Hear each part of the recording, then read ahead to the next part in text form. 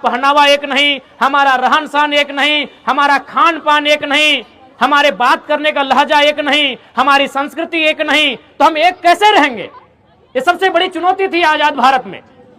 तो उस चुनौती से निपटने के लिए भारत देश के विद्वानों ने यह तय किया कि भारत देश में संविधान का रूप दिया जाएगा, एक लोकतंत्र, एक गणतंत्र की व्यवस्था की जाएगी, और वही इन चुनौतियों का सामना करेगा, वही इन चुनौतियों को एक सूत्र में बांधने का काम करेगा, जिसे हम गणतंत्र कहते हैं।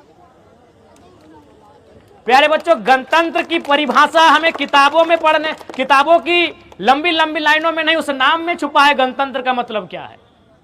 गण यानी लोग, गण मतलब क्या? लोग। कोई इसे गणतंत्र कहता है, कोई जनतंत्र कहता है, कोई लोकतंत्र कहता है, कोई प्रजातंत्र कहता है। गण का मतलब लोग, जन मने लोग, प्रजा मने लोग, और लोक मने लोग, तंत्र मने ताकत। यानी जिस राष्ट्र में जनता के हाथ में ताकत हो उसे ही गणतंत्र भारत कहते हैं। आज हमारे हाथ में ताकत है, तो कल किसके पास था? आप सभी जानते हैं, राजा की तलवारों में ताकत थी। जिसने राजा से आंख मिलाई, इसकी आंखें निकाल लो। जिसने राजा के फैसले के खिलाफ बोला, इसकी जबान काट लो। जिसने राजा के खिलाफ जाने का काम किया, इसका सर कलम कर दो। यानी ताकत कहां थी? तलवारों में थी। तलवारों के जोर से लोग बोल नहीं पाते थे। फिर अंग्रेजों का काल आया, ताकत कहां थी? अंग्रेजों के गोला में, बारूदों में ताकत थी। जिसने अंग्रेज की नीतियों की आलोचना की, जिसने अंग्रेजों की नीतियों का विरोध किया, उसे गोले में बांधकर उड़ा दिया गया। यानी ताकत तलवार से होकर तोप, बंदूक तक आ गई, और आज एक आम व्यक्ति के हाथों तक आ गई, उसे ही गणतंत्र कहते हैं।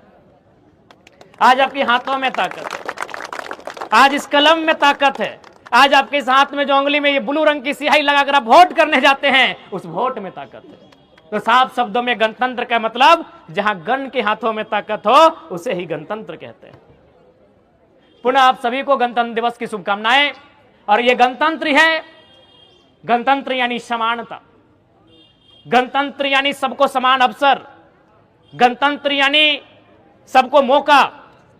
यह मौका ही था कि अखबार बेचकर अपनी जीविका का उपार्जन करने वाले शख्स एपीजे अब्दुल कलाम इस देश के सर्वोच्च रहनुमा बन के सामने आए। यह गणतंत्र की ताकत है। चाय की केटलियों में चाय बेचने वाला शख्स नरेंद्र मोदी प्रधान सेवक बन के सामने आए। यह गणतंत्र की ताकत है। आज आपके बीच यही प्रण लेने की आवश्यकता है कि इस गणतंत्र की खूबसूरती को कैसे हम बचाएं, इस संविधान के मूल्यों का सम्मान कैसे हो। ये हमारे पास एक